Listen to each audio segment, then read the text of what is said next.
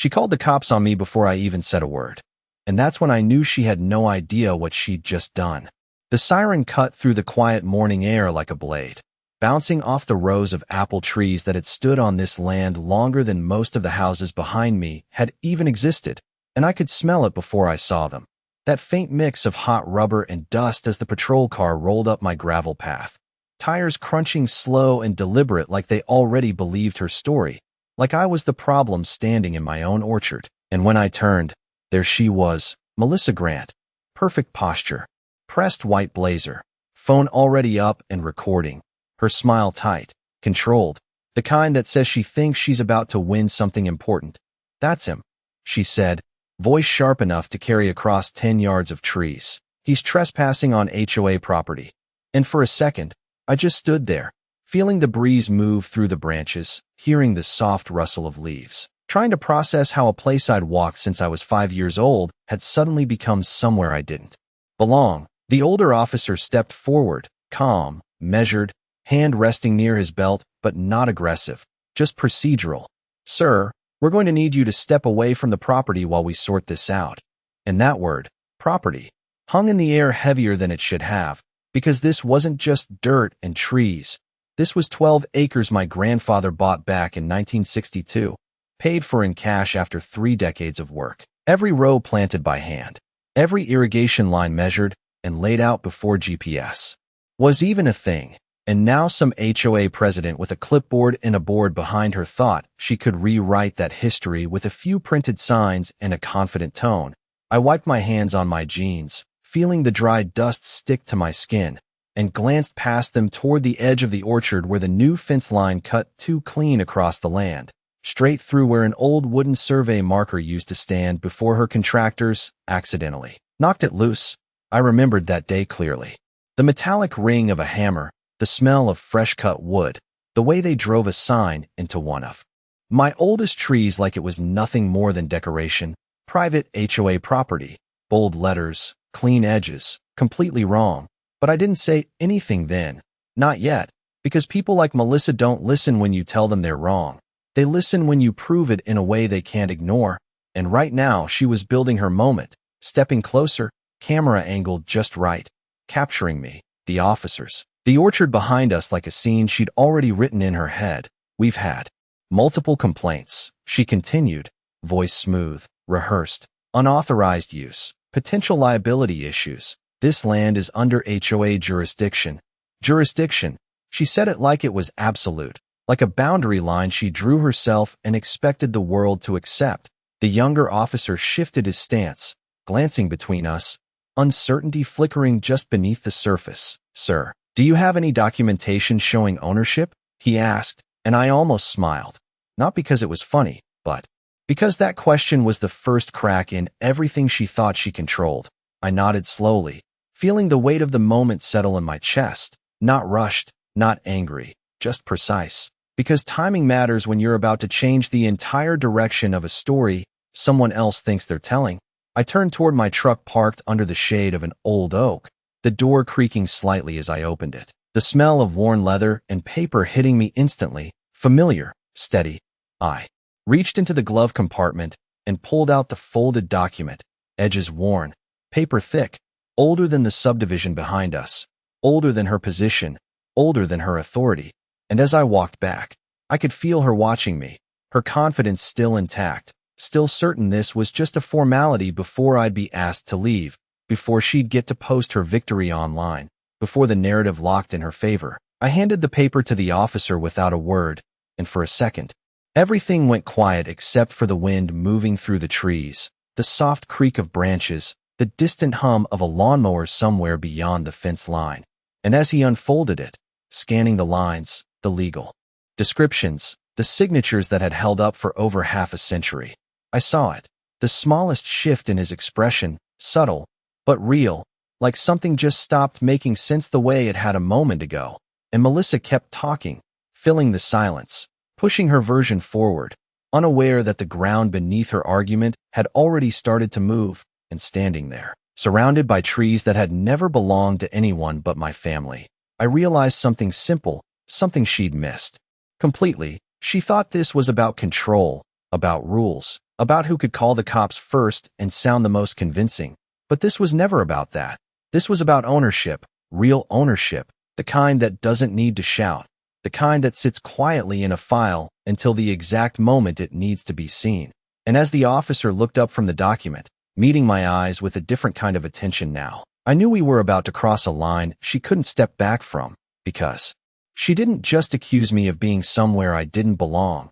She did it standing on land she had no idea was never hers to begin with. The officer did not speak right away, and that silence stretched longer than anything Melissa had planned for, long enough for the wind to pick up again and carry the faint scent of apples and dry soil across the space between us, long enough for the camera in her hand to lower just slightly as she tried to read his face and recalibrate, because a moment ago she had been in control of everything, every word, every angle, every assumption, and now she was waiting, and people like her do not like to wait. The younger officer leaned in just a little, eyes moving across the page, following the legal description line by line. 12 acres, original parcel designation, recorded deed dating back decades before the subdivision even had a name, before the first concrete foundation was poured, before anyone thought to draw neat little property lines that ignored what came before them. I could hear the faint hum of insects in the grass, the distant buzz of a passing truck somewhere beyond the main road. Normal sounds that suddenly felt sharper, clearer, like everything was slowing down just enough for the truth to catch up. "Sir," the older officer finally said, his tone different now, not confrontational, not even neutral, but careful, like he was stepping onto ground that might shift beneath him. "How long have you owned this property?" And I let out a slow breath. Not rushed, not defensive, just steady. "My family has owned it since 1962, I said, and I watched that detail land, watched it settle into the space Melissa had filled with assumptions. Her posture stiffened, shoulders tightening under that pristine blazer. "That is not relevant," she cut in quickly, voice sharper now, less controlled. "This land falls under HOA governance. We have documentation, we have zoning approval." She stepped closer, holding her phone higher again, like volume could restore authority, like repeating something would make it true. But the officer did not look at her this time. He kept his eyes on the document, then back to me, then toward the fence line where that new sign stood, bright and confident and completely out of place. "Ma'am," he said, measured, professional, "we are going to need to verify a few things before we make any determination." And that was it. That was the shift, subtle but undeniable. The moment the story stopped belonging to her, I could feel it in the way the air changed, in the way her smile disappeared completely now, replaced by something tighter, something uncertain. She glanced toward the houses behind her, the uniform rows, the trimmed lawns, the quiet confidence of a neighborhood that believed in its own structure, its own rules, its own authority. And I followed her gaze for a second, remembering when those homes were just survey stakes and promises, when developers came through with plans and projections, when my father stood at this same edge of land and watched them measure, calculate, and assume, always assume, that what was not actively defended could be quietly absorbed. I stepped forward just enough to close the distance, not aggressive, not confrontational, just present. "You put a fence through my boundary line last month," I said, calm, direct. "Your contractors removed a survey marker that has been there longer than your entire HOA has existed." Her jaw tightened, a quick flicker of something crossing her face before she masked it again. "That marker was not valid," she said, too fast, too certain, and that was the second crack, because certainty without proof does not hold up when the paper says otherwise. The younger officer looked back down at the deed, then toward the edge of the orchard again, eyes tracing the line where old land met new construction, and I could see the realization starting to form, not complete yet, but building, piece by piece. And Melissa felt it too. I could tell by the way she shifted her weight, by the way her grip on the phone tightened, by the way her voice rose just slightly when she spoke again. "This is a community matter, officers. We have every right to enforce our property standards." And for the first time, no one responded to that. The words just hung there, unsupported, and in that quiet gap, the truth started to take shape, not loud, not dramatic, but inevitable, because she had built her authority on the assumption that no one would ever challenge it with something older, something stronger, something written down long before she ever stepped into this role. And as the officer carefully folded the document and looked back at me with a level of attention that had not been there when he arrived, I knew we were no longer dealing with a simple misunderstanding. This was becoming something else entirely. Something that would not be resolved with a warning or a request to leave. Something that would reach beyond this orchard and into every line her HOA thought it controlled. And standing there with the weight of that paper still lingering between us, I realized this was only the beginning of what she had set in motion. Melissa laughed, but it was different this time. Thinner, forced, like the sound came out before she could stop it. "This is ridiculous," she said, turning slightly so her camera could catch both officers and me in the same frame, trying to pull the narrative back into something she could control. "He is waving around old paperwork like it overrides modern zoning. We are talking about a planned community with registered boundaries." Her voice carried that polished confidence again, but there was a strain underneath it now, something that had not been there 5 minutes ago. The older officer did not respond immediately. He looked past her instead, eyes tracking the line where the new fence cut across the orchard, then down toward the ground where the soil shifted slightly in color. A faint ridge barely visible unless you knew what you were looking for. I followed his gaze and nodded toward it. "That line you are looking at," I said quietly. "That is where the original survey runs. It has not changed in over 60 years. The younger officer stepped closer to the edge, boots pressing into the dirt, studying the subtle difference. The kind of detail most people would walk past without noticing. But once you saw it, you could not unsee it. Melissa shook her head, quick, dismissive. "We had certified contractors out here," she snapped. "Everything was measured, approved, documented." And there it was again, that reliance on process without understanding the foundation beneath it. Because approval only works when the underlying ownership is valid. And right now, that assumption was starting to slip. The older officer turned back to her, tone still calm, but firmer now. "Ma'am, who authorized the installation of that fence?" And for a fraction of a second, she hesitated, just enough to register. Then she lifted her chin slightly. "The HOA board approved the expansion based on our property maps," she said, emphasizing the word maps like it carried more weight than it actually did. The officer nodded slowly, absorbing that, then glanced back at me. "Do you have anything else that supports your claim?" And I reached into my truck again, pulling out a second document. This one larger, a folded survey map with creases worn from years of handling. I spread it carefully across the hood, the paper catching the light, lines and coordinates stretching across the page in precise detail. And even from a few feet away, you could see it, the orchard boundary extending beyond the fence, beyond the sign, beyond the neat edge Melissa had tried to define. This was updated in 1987 when the access road was added, I said, tapping the corner where the official stamp still sat clear and intact, filed with the county, never amended. The younger officer leaned in, tracing the line with his finger, following it toward the area where the subdivision now stood, and his brow furrowed slightly as the realization deepened. Because this was no longer a simple overlap or a minor discrepancy. This was structural, foundational, the kind of issue that does not go away. With a warning or a correction notice, Melissa stepped closer, her heels pressing into the gravel with a sharper sound now. "Those documents do not reflect current zoning changes," she insisted. But her voice had lost that earlier smoothness, the certainty breaking into something uneven, and I met her gaze for the first time since the officers arrived, steady, direct.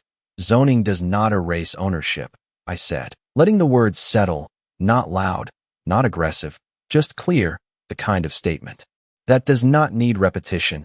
And the silence that followed felt heavier than anything she had said all morning. The wind moved again through the trees, leaves brushing against each other in a low, steady rhythm. And somewhere behind us a car door slammed in the distance. Life continuing as if nothing had shifted, even though everything had. The older officer straightened slightly, folding the survey with care before handing it back to me. "We are going to need to contact the county office to verify these records," he said. And this time, he did not look at Melissa when he spoke. He looked at me, like I was now part of the solution instead of the problem. And that was the moment it became undeniable. Her control over this situation had cracked, not in a dramatic collapse, not in some loud confrontation, but in a quiet, methodical shift of attention, authority, and trust. She lowered her phone completely now, her grip tightening around it as she looked between us, searching for something to push back with, something to regain footing. But the ground she had been standing on was no longer stable, not legally, not structurally, not in any way that mattered. And as the officers stepped a few feet away to make their call, speaking in low voices I could not fully hear, I glanced once more at the orchard, at the rows of trees stretching out in steady lines, unchanged, patient, exactly where they had always been, and I knew that whatever came next was not going to be decided by volume or confidence. It was going to be decided by records, by lines drawn long before she ever thought she could move them. And she was only just beginning to understand what that meant. The officers stepped a few yards away, their radios crackling softly under their voices as they spoke with someone at the county office. And for the first time since they arrived, the orchard felt quiet again, not peaceful, but suspended, like everything was waiting for a single confirmation to tip the balance one way or the other. I could hear the faint buzz of insects near the base of the trees, the dry leaves shifting under a light breeze, and behind me, Melissa let out a slow breath that was just a little too loud, like she was reminding herself to stay composed. "This is unnecessary," she said, not to me, but to the space between us, her tone trying to return to that polished authority she wore like a uniform. "We followed proper procedures. The board approved everything. We have documentation." She repeated it again, like repetition might rebuild what had already started to crack. I did not respond right away. I just watched her, the way her eyes kept flicking toward the officers, the way her posture stayed upright but her shoulders no longer fully relaxed. Because control is easy when no one questions you, but it gets heavier the moment someone does. "Procedures do not change ownership," I said finally, calm, steady, letting the words sit without pushing them further, and she turned to me quickly, something sharper in her expression now, less performative, more personal.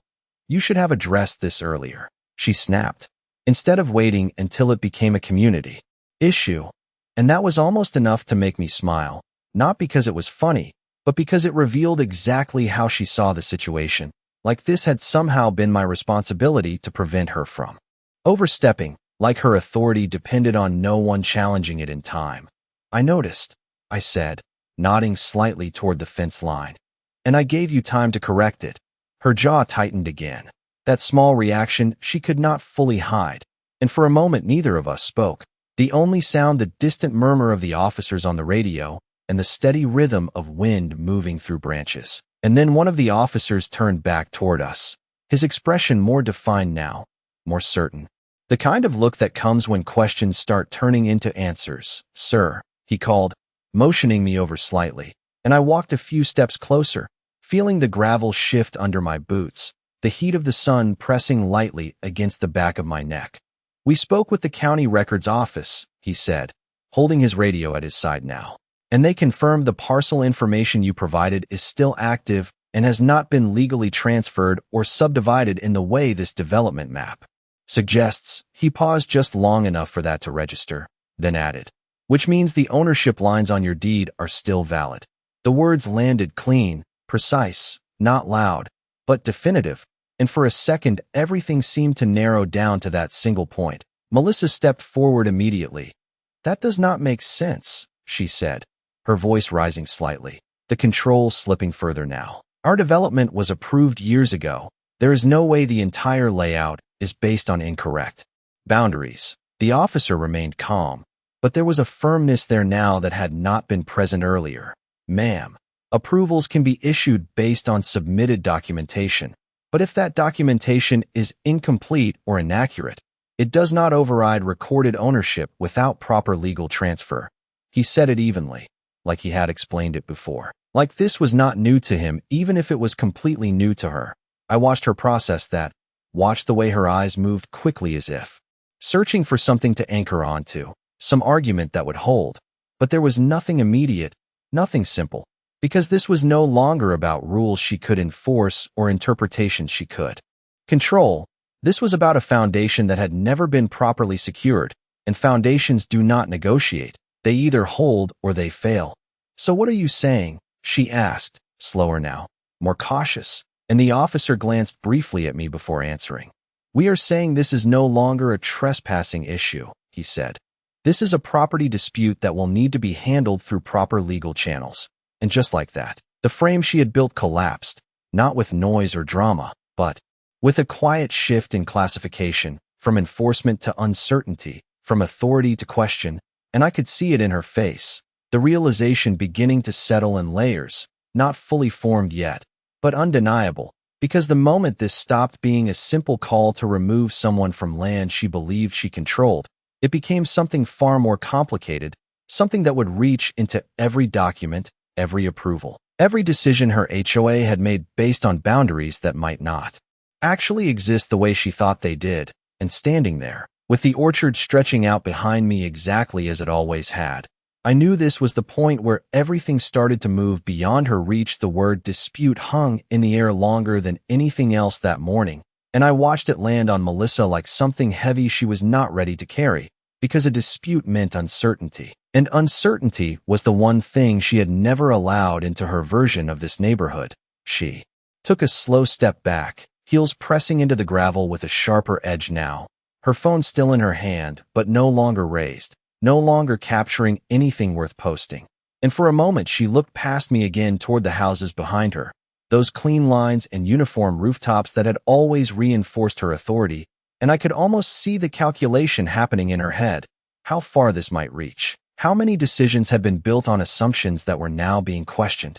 "This is not over," she said finally, quieter this time, less like a declaration and more like something she needed to believe, and I nodded slightly, not disagreeing, because she was right about that part. It was not over. It was just no longer hers to control. The older officer shifted his stance, resting his hands lightly at his sides, posture relaxed but attentive. "Ma'am, I would strongly recommend that your board consult with a property attorney before taking any further action," he said, and there was no edge in his voice, no judgment, just practical advice. The kind that comes when a situation moves beyond what can be handled in the moment. Melissa exhaled through her nose, a tight, controlled release, then turned back toward me, her expression sharper again but no longer untouchable. "If there is any discrepancy, it will be resolved through proper channels," she said, emphasizing each word like it was something she could still shape. But even as she spoke, the certainty behind it was thinner, stretched, and I could feel the difference. The subtle shift in balance that had started the moment that deed left my glove compartment. I glanced toward the fence line again, toward the bright sign planted in soil that had never legally changed hands, and I remembered the day they installed it, the sound of machinery, the smell of fresh paint, the way the workers moved quickly, efficiently, like they were building something permanent, something unquestionable, and I had stood at the edge of the orchard then, watching, saying nothing, because timing matters, because sometimes you let a mistake fully form before you show exactly where it breaks. You built that fence across a line that has been recorded longer than your HOA has existed, I said, not raising my voice, not pushing, just stating what was already becoming clear. She did not respond right away, and that silence said more than anything she could have argued. The younger officer glanced between us, then toward the subdivision again, his expression thoughtful now, not confused, but aware of the scale this might carry. Because this was not just about a fence or a few trees. This was about every structure that might sit on land that had never been properly transferred, every driveway, every foundation, every legal description tied to something that might not hold up under review. And that kind of realization does not stay small. It spreads, it reaches, it forces attention from people far beyond a single morning call. The older officer gave a small nod, almost to himself, then looked back at me. "For now, there is no basis for removal," he said, clear, simple, final for this moment, and the weight of that statement settled across the space between us, because it closed the loop she had tried to open. It ended the version of events where I was the one in the wrong place, and I could see it in her posture. Again, the way her shoulders held tension she could not hide anymore, the way her grip on the phone loosened just slightly, as if she no longer knew what to do with it. The wind picked up again, carrying the faint scent of apples through the rows, steady and familiar, and I let that settle in, grounding, unchanged, because no matter what came next, this land had not moved. It had not shifted to match her expectations. It had stayed exactly where it was supposed to be, and now everything built around it would have to answer for that. Melissa turned away first, just slightly, gaze dropping for a fraction of a second before she straightened again, pulling her composure back into place piece by piece. But it was not the same as before. It could not be. Not after what had just been confirmed. Not after the first official crack had been acknowledged out loud. And as the officers stepped back toward their car, the radio on one of their shoulders letting out a soft burst of static, I knew. This moment was only the beginning of something much larger than a disagreement at the edge of an orchard. This was the point where records would be pulled, lines would be reviewed, and decisions made years ago would be examined under a light they were never meant to face. And she had set it all in motion with a single call. She thought she fully understood. The patrol car pulled away slowly, tires crunching over the gravel with a sound that lingered longer than it should have. And when the siren lights disappeared beyond the curve of the road, the orchard settled back into its natural rhythm, quiet, steady, unchanged. But the air between me and Melissa did not return to what it was before. It stayed tight, stretched, like something invisible had been pulled too far and could not snap back into place. She stood there for a moment without speaking, her eyes scanning the fence line again, then the trees, then the edge of the subdivision behind her, as if seeing it all for the first time through a different lens. And I could tell she was trying to rebuild her footing, piece together a version of this where she still had control. "You should not assume this ends here," she said. Finally, voice low, controlled again but not as certain. "There are processes for resolving disputes like this." And I nodded once, not disagreeing, because that part was true, but processes take time, and time has a way of exposing things people would rather keep buried. I walked a few steps toward the fence, stopping near the post where the sign had been driven into the ground, the metal catching a glint of sunlight, bright, clean, completely out of place against the older textures of the orchard. I ran my fingers lightly along the edge of the wood post, feeling the rough grain beneath the paint, the faint vibration from the wind moving through it. And I remembered the original marker that had stood there for decades, worn, weathered, but accurate, anchored in something real. "When your contractors removed the original survey marker," I said without turning back to her, "they removed more than a piece of wood." There was a pause behind me, a shift of weight, the soft click of her heel adjusting on the gravel. "It was not valid," she repeated, but this time the words lacked the same force, like she was saying them because she had already said them before, not because she fully believed them now. I turned slightly, just enough to meet her gaze again. "It was recorded," I said, simple, direct, and that difference mattered. Recorded meant it existed beyond opinion, beyond interpretation, beyond what anyone wanted it to be. Her eyes held mine for a second longer than before, searching, measuring, and for the first time I saw something there that had not been present earlier. Not just frustration, not just resistance, but uncertainty, real uncertainty, the kind that does not go away. With a confident statement or a raised voice, the wind shifted again, carrying a faint hint of moisture from somewhere deeper in the orchard, mixing with the dry scent of soil.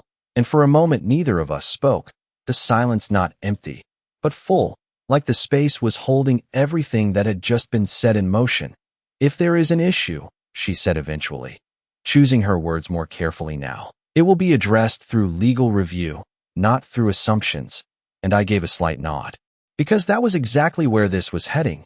Not arguments in a driveway, not calls to local officers, but documents, records, filings, the kind of things that do not respond to confidence or authority, only to accuracy. I stepped back from the fence, letting my hand fall to my side, and looked out across the rows of trees again, each one planted in a line that had not changed in decades, each one marking a space that had been defined long before her HOA existed, long before anyone thought they could redraw it. "You built your boundaries on a map that was never fully reconciled with the original parcel," I said, not pushing, just stating what was already unfolding. She did not answer immediately, and that silence carried more weight than anything she could have said, because it meant she did not have a ready response. Not this time. Not anymore. Somewhere behind us a garage door opened in the distance. A low mechanical hum followed by the echo of it closing again, life continuing in the subdivision as if nothing had shifted, but I knew better, and I could tell she was starting to understand it too. This was not contained, not isolated, not something that could be resolved quietly and forgotten, because if one line was wrong, then everything connected to it had to be examined, every approval, every boundary, every claim of authority built on top of it. And that kind of process does not stay small. It spreads outward, touching everything in its path. Melissa straightened slightly, pulling what remained of her composure back into place. But it was different now, more deliberate, less automatic. And as she finally turned toward the subdivision, taking a step back onto the pavement where she felt more grounded, more certain, I knew she was already thinking ahead, planning, preparing, trying to regain control through the system she trusted. But those systems were about to look very different once the records started speaking for themselves. And standing there with the orchard stretching out behind me, unchanged and patient, I understood something clearly. This was no longer about proving where I stood. That part had already been done. This was about what would happen when everyone else realized exactly where they were standing to the moment she walked back toward the subdivision. I did not follow. I stayed exactly where I was, standing on soil that had not changed no matter how many lines someone tried to draw over it. And the quiet that settled after she left felt different now, not just calm, but deliberate, like the land itself was waiting for the next move. I reached down and picked up a small piece of wood near the base of the fence, weathered, splintered, the last remnant of the original survey marker they had pulled out weeks ago, and I turned it over in my hand, feeling the rough edges, the history in something so simple, because that marker had stood through storms, through seasons, through decades of ownership that never needed to announce itself. It just existed, recorded, recognized, real, and now it had been replaced by something temporary. Something installed fast and confident without understanding what it was covering. I set the piece of wood back down carefully and walked toward my truck, the gravel shifting under each step, the air carrying that familiar mix of dust and fruit that always settled in during late morning. And as I opened the door, the smell of old paper and worn leather hit me again, steady, grounding. I placed the deed and survey back inside, but I did not close the compartment right away. I just stood there for a second, looking at the documents, knowing they were no longer just proof. They were leverage, the kind that changes how every conversation moves from this point forward. I pulled out my phone, scrolled through a list of contacts, and stopped on a name I had not needed in years. A property attorney my father used back when the access road was first filed. Someone who understood land the way it actually works, not the way people assume it works. I pressed call, and as the line rang, I looked back out across the orchard, the rows of trees stretching in perfect alignment with records that had never been altered. And when he picked up, his voice calm, familiar, I did not waste time. I need you to pull the full parcel history on my land and everything that has been built around it in the last 10 years, I said. And there was a pause on the other end, not confusion, just recognition of the weight behind that request. Sounds like something moved that should not have, he replied. And I exhaled slowly. Yeah, I said, watching the fence line in the distance. And I think it is a lot bigger than just a fence. After I hung up, I leaned against the truck for a moment, letting the sun warm the side of my arm, listening to the distant sounds of the neighborhood. Behind the orchard, garage doors opening, cars starting, people moving through routines that felt normal to them. But I knew those routines were about to intersect with something they did not expect, because once records get reviewed, once lines get verified, there is no quiet way to put things back the way they were if they were wrong to begin with. I walked back toward the fence one more time, stopping where the sign stood bright and certain, and I looked past it, beyond the edge of the orchard, toward the houses that had been built with full confidence in their boundaries. And I imagined those same lines being redrawn, not by opinion, not by authority, but by fact. And I knew what that would mean. Permits re-examined, approvals questioned, ownership clarified in ways that would not favor assumptions. The wind picked up again, brushing through the trees in a steady rhythm. And for the first time that morning, I allowed myself a small, quiet breath that was not about tension or restraint, but about clarity, because the situation had shifted completely. This was no longer me standing alone against a board or a set of rules. This was a matter of record, of law, of something that operates on a level far beyond neighborhood enforcement. And as I turned away from the fence, heading back toward the center of the orchard where the ground felt most familiar, I understood that what happened next would not be decided in a single conversation or a single day. It would unfold step by step, document by document, until every line was exactly where it had always been supposed to be. And when that process reached its end, there would be no question left about who actually owned the ground. Everyone else had been standing on by the next morning. The orchard felt the same, but everything around it had changed, not visibly, not yet, but in the kind of way that moves beneath the surface before anyone notices. I could hear it in the early quiet, the distant hum of cars leaving the subdivision a little slower than usual, the faint murmur of voices carrying across fences where people normally kept to themselves. And as I walked along the edge of the property, the gravel crunching under my boots, I saw something new, a small group of residents standing near the fence line, not close enough to cross into the orchard, but close enough to look, really look, at the sign, at the boundary, at the space between what they thought they owned and what might actually be true. They did not say anything when they saw me, just nodded, uncertain, like they were not sure which side of the line they were standing on anymore, and I nodded back, not offering anything more, because this was not a conversation that could be settled with a few words. This was something they would have to understand on their own, piece by piece.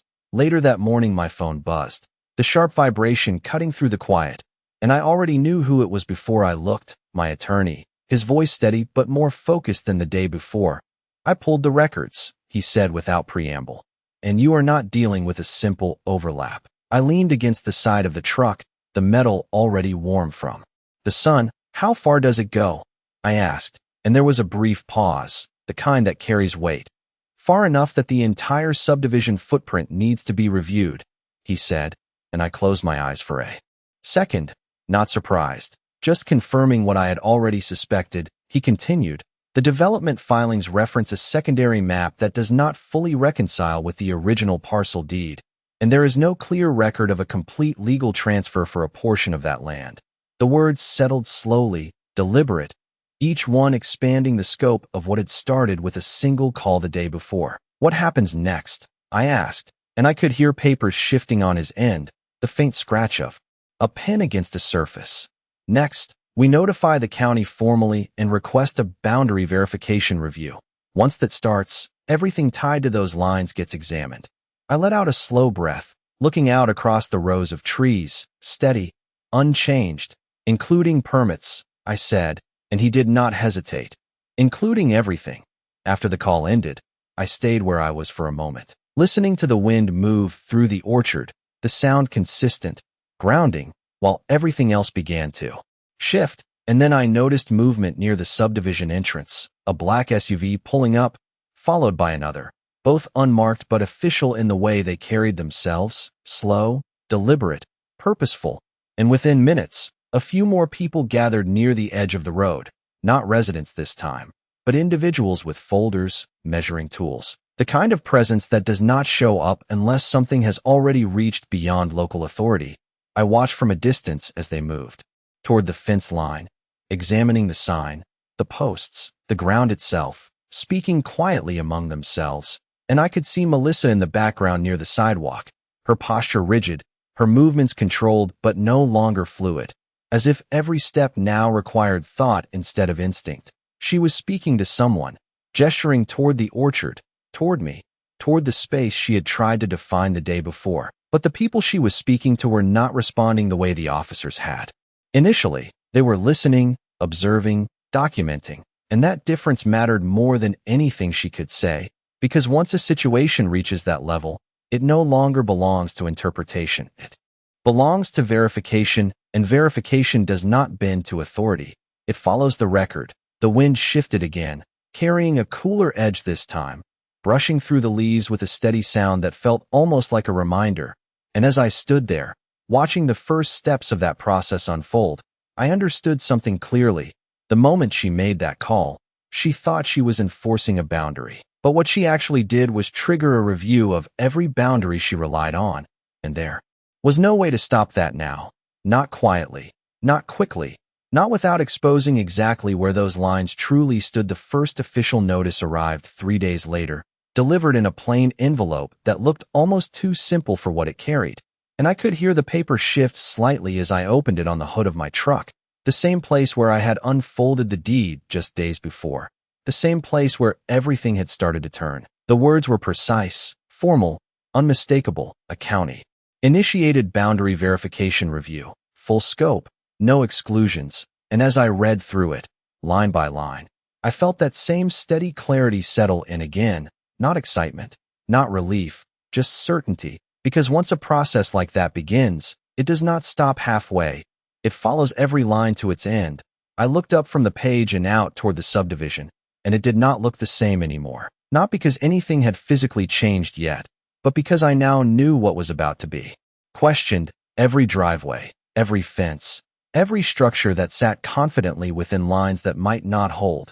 Later that afternoon, the activity increased. More vehicles, more officials, quiet conversations at the edge of the road, clipboards moving from hand to hand, measurements taken with careful precision, and through all of it, the orchard remained exactly as it had always been, rows aligned, boundaries steady, unchanged by the attention suddenly focused on everything around it. I noticed Melissa again near the sidewalk, but she was not directing anything this time, not calling, not explaining, just standing there with her arms crossed, watching, her expression controlled but distant, like she was still trying to understand how quickly everything had shifted beyond her reach. At one point she looked toward me, just briefly, and there was no challenge in it now, no confidence, just a quiet recognition that whatever came next would not be decided by her voice. The wind moved through the trees again, carrying that familiar scent that had been there long before this situation, grounding, steady. And I let it settle in as I folded the notice carefully and placed it back inside the truck. Because this moment was not about proving anything anymore. That part had already been done. This was about what happens when the record speaks louder than assumption. Over the next week, the pattern repeated, more reviews, more confirmations, small details aligning with larger ones, until the picture became impossible to ignore. And when the final preliminary report came through, it was as clear as the deed had been that morning. The original parcel boundaries remained intact, unchanged, and everything built beyond them would need to be addressed accordingly. I stood at the edge of the orchard when I read that, the paper steady in my hands, the sunlight catching its edges, and for a moment I just listened. The wind, the leaves, the quiet rhythm of something that had never needed to prove its place. And I thought back to that first sound, the siren cutting through the air, the accusation thrown so confidently, the assumption that authority could define reality, and I realized how quickly that kind of certainty falls apart when it meets something older, something documented, something real. I glanced once more toward the subdivision, where the lines would soon be redrawn, not by opinion, not by control, but by fact, and I understood something simple, something that does not change no matter how loud someone speaks or how certain they sound. Power does not come from who calls first or who speaks the loudest. It comes from what holds up when everything is questioned. And, in the end, the ground does not move to match the story changes to match the ground.